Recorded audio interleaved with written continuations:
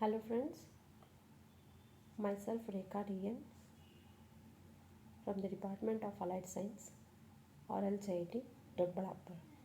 Today I am going to give a lecture on X-ray diffraction and Bragg's law. So in this video, we are going to study the following topics. The first one, history of X-ray and X-ray diffraction, definition of X-ray diffraction, history of Bragg's law, principle of Bragg's law, equation of Bragg's law, applications of Bragg's law. Let us consider the first topic, that is history of X-ray. If you consider an history of X-ray, first of all, in our nature we have a number of materials. So I am going to considering the first, that is the crystal. So the natural crystals, like we have if I consider one example, that is snowflakes. Already we know that what is meant by snowflakes. So that is a natural crystal. So there's a question will exist that why crystal have regular external shape. So this was explained in the year 1750. So in that year, the two scientists, say Kepler and Robert Hooke's. So this theory was explained that any crystal has either natural or man-made. So any crystal which has a atom which are arranged or which consists of an building blocks of an atoms. So that crystal which consists of building blocks of an atoms.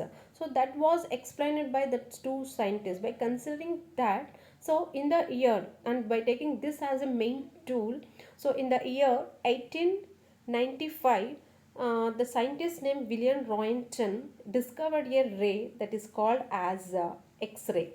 So for this work, for the discovering of this X-ray, for the invention of this work, he awarded a Nobel Prize. He got the first Nobel Prize in the physics. So in the year 1901. So and after inventing, he tried to use this X-ray in the medical field, and he used it first time for his wife hand itself. So this is a picture what we are seeing in this slide. So that is the first picture of X-ray. So that hand is Roentgen wife's hand, and he tried that X-ray first X-ray beam he going to incident on his wife's hand itself. So this is the first invention, and he got a first Nobel Prize in the physics in the year 1901. So this is a history of X-ray. So after knowing that history of X-ray, so next there's a question will main that big question is existing on this topic, that is X-ray. So what is that question means? So is that X-ray is a particle or wave? That big question is existing.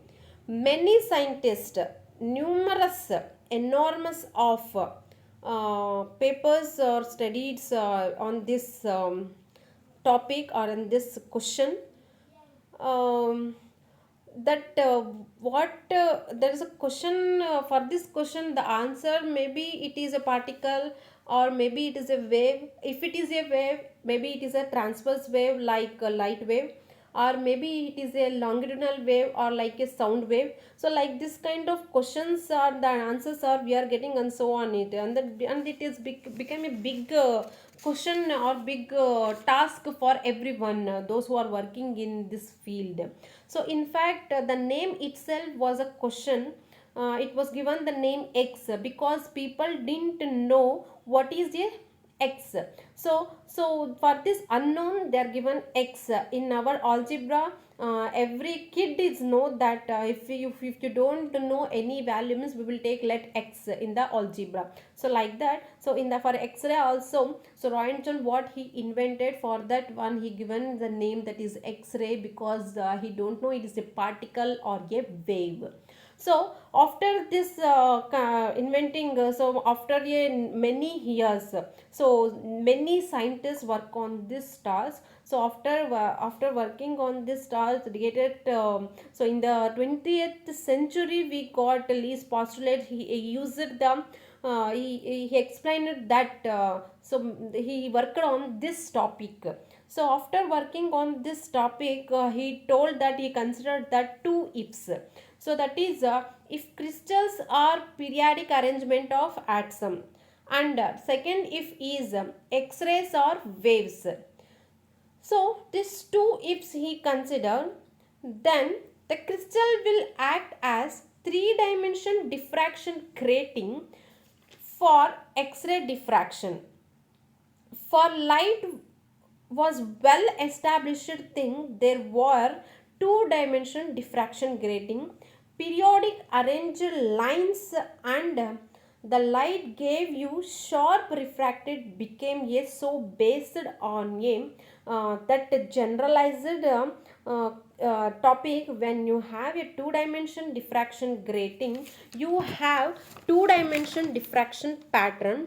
Then if people are thinking, people saying that external shape, and nobody had thought till then, till X-ray came, nobody thought that so copper is a crystal or something. Well, there were speculation, but it was not established fact. Crystal mean something like snowflakes or other naturally grown crystallography. So that stone that which has a nice external shape. So this was just a postulate, that external shape, Kepler postulate or Hooke's postulate. So if the crystals are periodic arrangements of atom, and if crystals are wave in nature, or sorry, X-rays are a wave in nature, then it is a big two ifs. What list postulates, what he considered that two ifs. So that is a big task for him. So after considering this, the crystal should act as a three-dimension diffraction grating. Only way to check will be experiment. Nature can be kind, or kind to be or unkind, but this nature is kind for lease. So that leaves the that what he did, that what he considered he two ifs. So that is, what are the two ifs means, so the crystals are periodic arrangement of atoms if X-rays are waves. So what he after considering his two ifs, he thought that neither if this question was answered. So he told that after studying on this topic, he told that so that crystal it has a and equally based and equally arranged atoms, and this X-rays are waves. So this is the greatest achievement, and because the greater the for this greatest question, so he given the positive answer after studying the different work on this. So the finally he told that, so the crystal is an atoms arranged, basically that is, it is consists of an equally arranged atoms, and X-rays, what the second if he considered, that is X-rays are waves. So this is the positive answer lays given for the big question what Roentgen invented, that is X-rays, about the X-rays.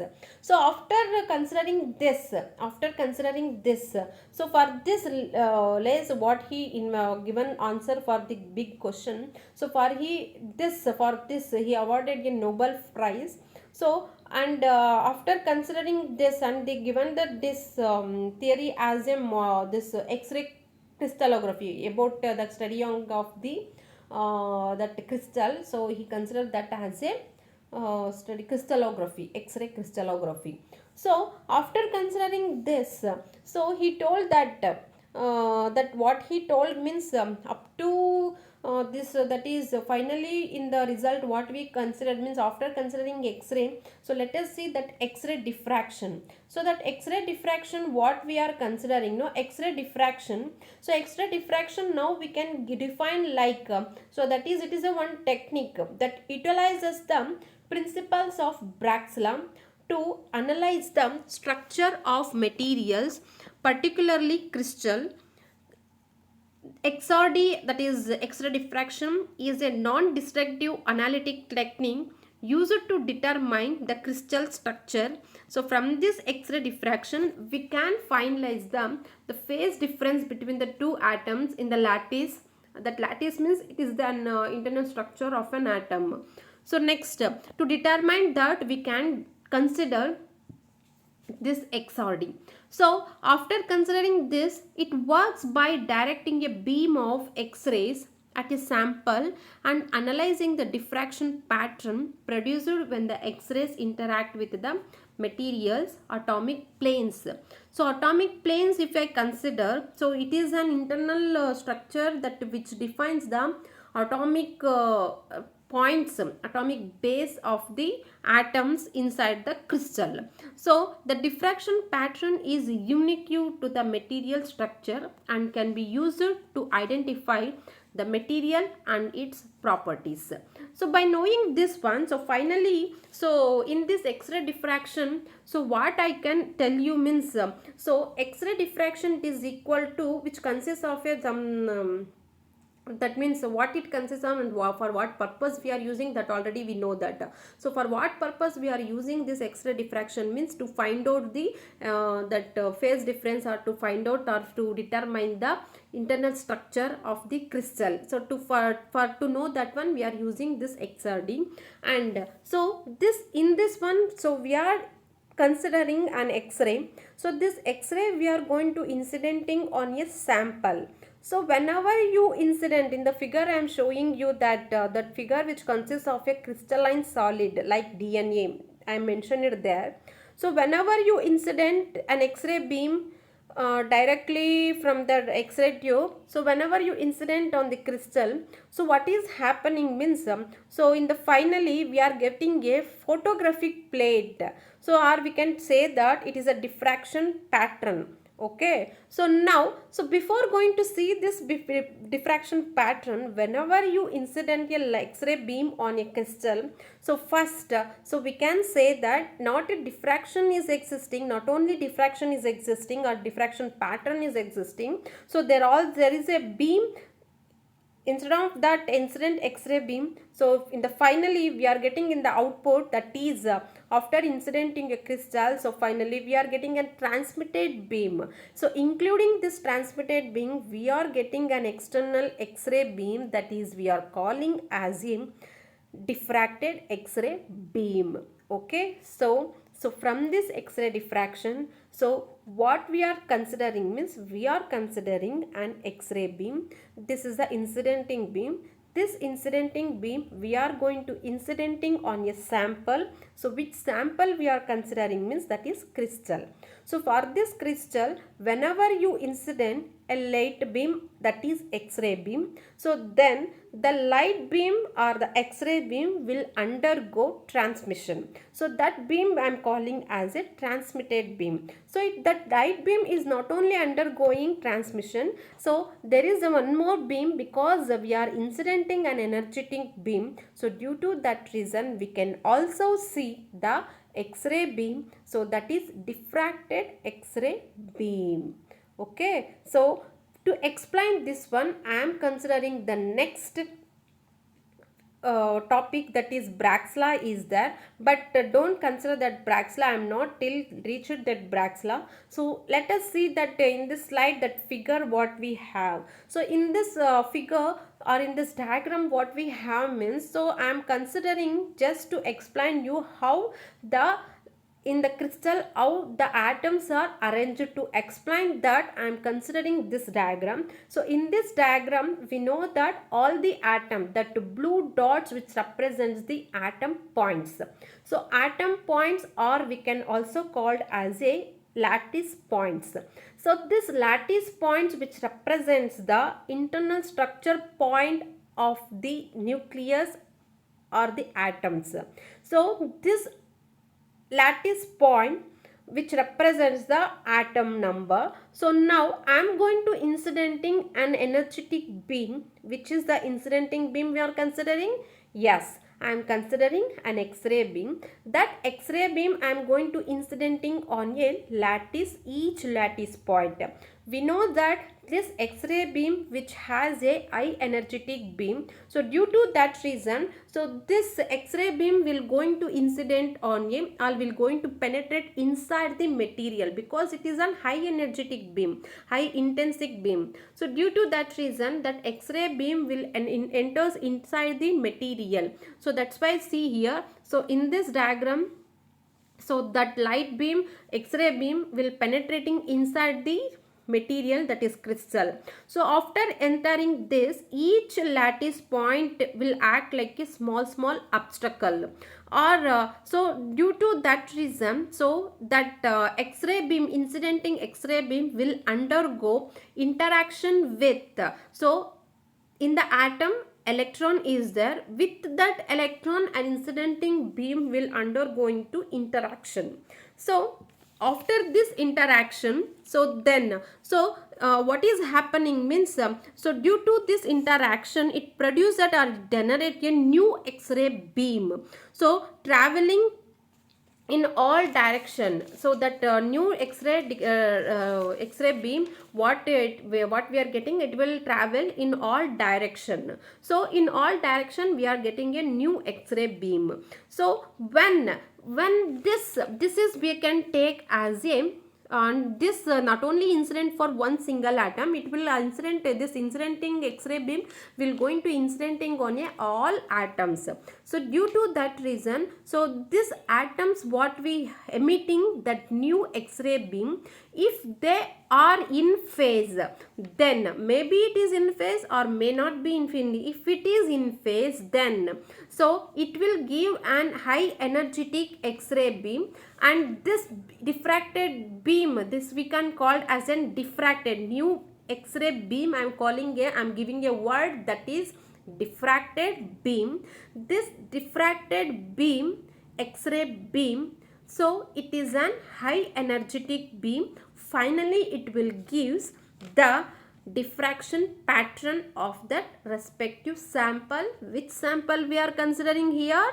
That is crystal. So now, so what we finally we are concluded means, so from this X-ray diffraction, so whenever you incident a light beam to a crystal, so crystal which consists of a number of atoms, so that number of atoms equally they are arranged. For all the atom, this X-ray beam will going to incident or will going to interact with that respective electron of the atom. Then it will produces in all direction an X-ray beam. So this new X-ray beam, if it is in phase, so all the electrons will emit that diffracted beam, X-ray beam will going to give a finally the diffracted pattern. So now, so finally, so from this X-ray diffraction, so we got that, so this X-ray diffraction, what it consists, finally we are getting means, so in the figure itself it is showing that is photographic plate, that spots from the diffracted X-ray, that spots in the photographic plate, what we are getting, no, that spots which represents the X-ray beam. Okay, so now this is an X-ray diffracted diffraction pattern. So now after this diffraction pattern, next our topic is, so that is Bragg's law. So in this Bragg's law, so what finally in the before going to see this Bragg's law, finally what is there in our hand means, so from the X-ray diffraction, that is we have a crystal, and from this crystal we have a diffraction pattern. So this each diffraction spots which represents the X-ray beam. So now after knowing this, so in this introduction of this Bragg's law, what I can tell means, so that Les what he told, that is the diffraction. X-ray is an diffraction. From the diffraction we got that X-ray is a wave, and the crystal what it consists of, what we are considering, so that is the consists of an what we called, so that is equally distributed atom, building blocks of atoms, that is crystal. So this was explained by Les in that for that work he got the Nobel Prize itself. by knowing this one, so but in this one, so what is the question will exist means okay, so from this the result what we got from the X-ray diffraction, so that X-ray diffraction result is, that is we are getting a that X-ray diffraction pattern. So from this he got that Lois got the Nobel Prize, but after this Bragg has to do something to get the Nobel Prize. So what he did means so he told that so the words I before telling that what he told, so I will tell you that so Laws told that Bragg has to do something that extra to get the Nobel Prize. Even till now everyone telling that, so are everyone thinking that so this Bragg's law got Nobel Prize for this equation, Bragg's equation, that is n lambda is equal to 2d sine theta. No, this is not the matter. That hidden matter is in the textbook. So that is Bragg's law, that is part 1. For every diffracted beam there exists a set of crystal lattice planes such that the diffracted beam appears to be specularly the like reflected from their set of planes. So this, see here, so from this given figure or from this diagram, so that each lattice plane, whenever the light beam going to incidenting, it's let's say one plane. So that plane which means that reflected beam or that plane, set of planes, so that you can take as a mirror, set of mirrors. So this is the a real part of the Bragg's law. For this work he got the Nobel Prize. So then Bragg's recipe for Nobel Prize I can tell is, he called diffraction as a reflection. So reflection planes. So for this work he told that, but Laws told that crystal or the X-ray. So what we told that X-ray from the diffraction is told by Lawrence, and for that work he got the Nobel Prize. But Bragg's, for what purpose he got the Nobel Prize means he told that diffraction is a reflection. So he telling that diffraction is a reflection. For that work he got the Nobel Prize. So that's why I given in the first sentence, that is the important thing in the science is not much to obtain new fact, to discover new ways of thinking about them. So by changing the name from diffraction to reflection, he got the Nobel Prize. He did not discover X-ray. He did not discover X-ray diffraction, but he told that instead of diffraction, the reflection. So why that reflection means? Because of reflection planes of set of planes in the crystals. So that from that work we got the Nobel Prize. So after knowing this one, and who worked on this one means so here Bragg means only one Bragg is not there, two Braggs are there. So that is father and son. So William Lawrence Bragg is a son, and his father William Henry Bragg. So he also, for both scientists, one from one family, two persons, father and son, so worked on the same topic, and they got in all over physics. So two person got only one Nobel Prize for the same work. So this is a good achievement, and there is father William Henry Bragg were a pioneers in this field, earning the Nobel Prize for their work on the crystal structure analyzing using X-ray diffraction. So Bragg's law describes the relationship between the wavelengths of electromagnetic radiation like X-ray and the spacing of atomic planes in a crystalline structure, determining the angles at which the constructive interference occurs.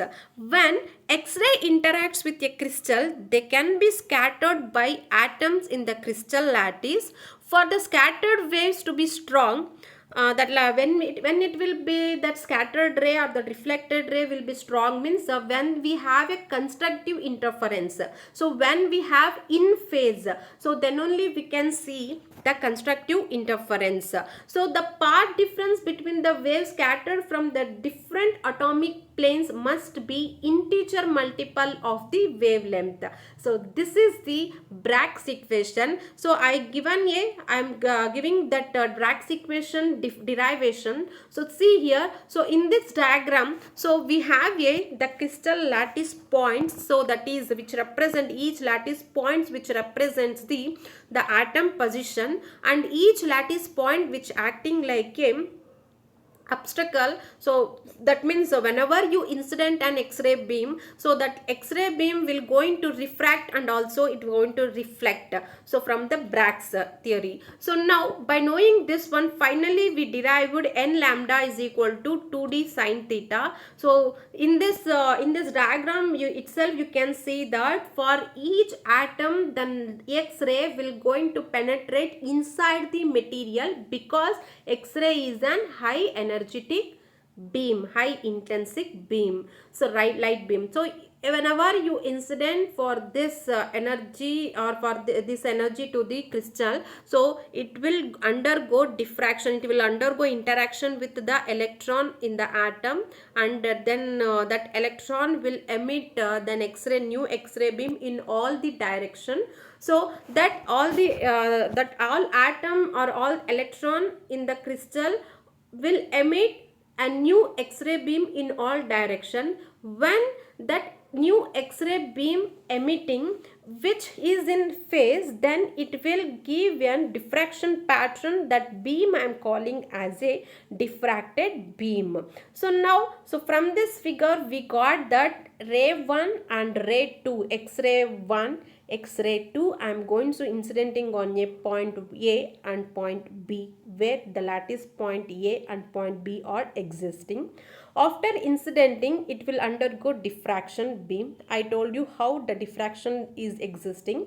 So next, so after diffraction, from this geometrical diagram, I can define here the interference, constructive interference pattern, where the two beams are in phase. So in that in phase means the path difference between, how we can take means that geometrical, from this geometrical diagram, so we can take that the 2d sine theta directly we can, that means path difference is equal to, we can take that number of electrons into that number of patterns, so into the wavelength of an incident light beam. So 2d sine theta is equal to n lambda. So finally I am calling this as a Bragg's law of X-ray diffraction. After knowing this one, the last slide of this video, that is applications of Bragg's law.